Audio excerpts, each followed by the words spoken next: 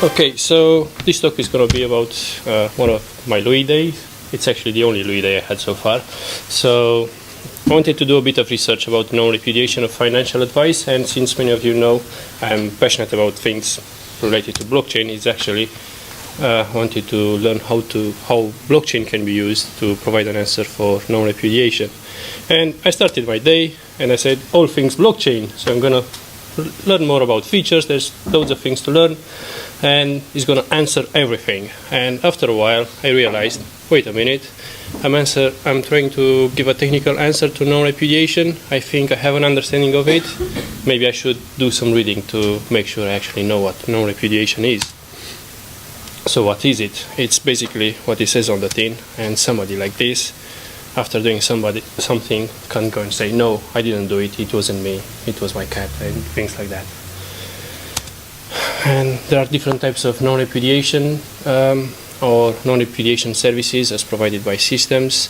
And if I take the example of non-repudiation of origin in a banking system, when somebody makes a transfer, he says, no, I didn't do the transfer, it was my cat, it went crazy, it sent the money on behalf of me. Or non-repudiation of emission, I did the transfer, but that wasn't the correct amount of money. And in the case of financial advice, let's say we give a financial advice to somebody and years later he said, no, the financial advice was wrong. I didn't say I have 2 million in my bank account. Oh, but you did. These are the records. We have a clear trace of things that you told us you have, and we have a clear information of the facts about you. And then I was asking myself how non-repudiation can be technically achieved, because some people say it's coming from a legal direction, and it's more disputed in technical courts, or it's also it has a technical aspect, and people in cryptographic world came with an answer to it and say you digitally sign a document and that's it, you provide non-repudiation. So basically the scope of digital signature is to ensure the data is tamper-proof and it can't be modified by any of the parties involved in an exchange. And there is a lot of regulation around digital signature, and there are different types of digital signature. And I've learned that actually by clicking a simple I accept button on a website is considered a digital signature. But the most important thing is that it's using public certificates and certificates issued by a trusted provider to verify the identity of the person who signs the documents.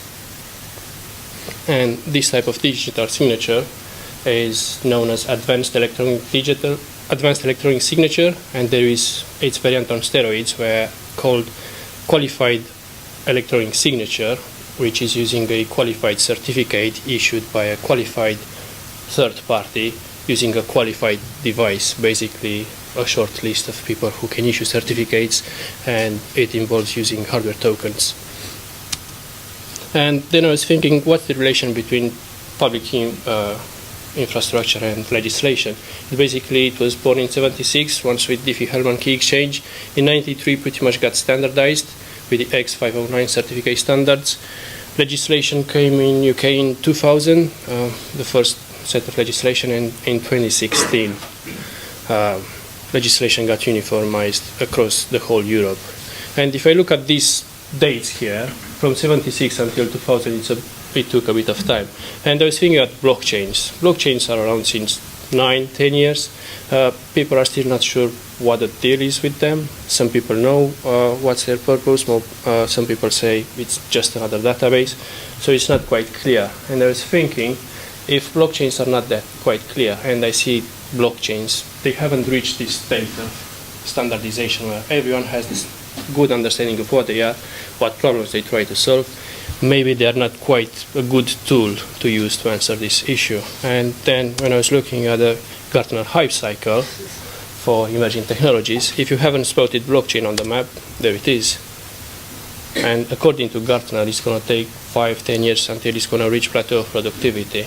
And then I realized, even if it looks good on paper and there is a lot of hype at the moment, maybe it's too early to start using blockchains at the moment for providing a technical answer for non-repudiation.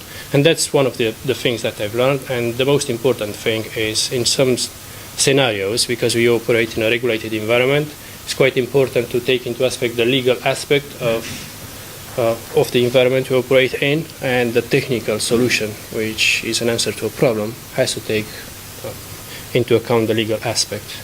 And that's it.